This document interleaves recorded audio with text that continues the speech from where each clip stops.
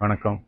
தமிழ்நாட்டில் பலமுறை நானும் சந்தித்த இயற்கை விவசாயம் பற்றி பேசுகிறவங்க உலகளவுலேருந்து நிறைய பேர் வியக்கிற அளவுக்கு நம்ம விவசாயிகள் சார்ந்த முயற்சி ஆகட்டும் அல்லது நுகர்வோர் சார்ந்த முயற்சி ஆகட்டும் பல முயற்சிகள் நடந்திருந்தாலும் உலகத்தையே வியக்க வைக்கிற அளவுக்கு சிந்தனையாளர்கள் நம்மாழ்வார் ஐயா மாதிரி ஆளுங்க இருந்திருந்தாலும் ஏன் பெரிய அளவில் இது நடக்க மாட்டேங்குது அப்படின்ற ஒரு கேள்வி எல்லார் மனதிலும் எப்பயுமே இருக்கு.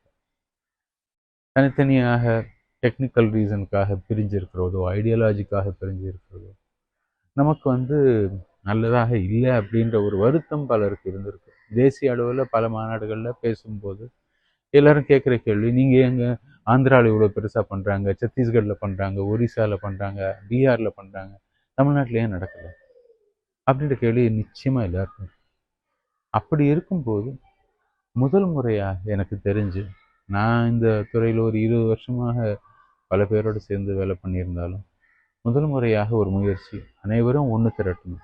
இயற்கை விவசாயம் பற்றி பேசுகிறவங்க, ஆராய்ச்சி பண்ணுறவங்க, படிப்பு சொல்லிக் கொடுக்குறவங்க, அதற்கான கல்வி நிறுவனங்கள், இயற்கை விவசாயம் செய்யக்கூடிய விவசாயிகள், அதில் ரொம்ப நாளமாக வேலை பண்ணிட்டு இருக்கிறவங்க, இப்போ முயற்சி பண்ணிட்டு இருக்க இளைஞர்கள் எல்லாரையும் ஒன்று திரட்டி வர்ற 15-16 தேதியில் டெக்ஸ் வேலியில் ஈரோட்டில் மிகப்பெரிய ஒரு இயற்கை விவசாய மாநாடு.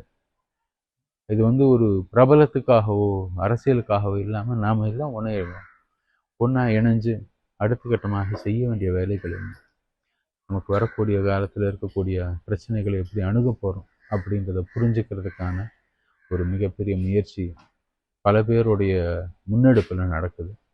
அனைவரும் தயவு செஞ்சு பங்கெடுத்துக்கோங்க. நிச்சயமாக வாங்க, நானும் அங்கே வரேன். சந்திப்போம். நன்றி.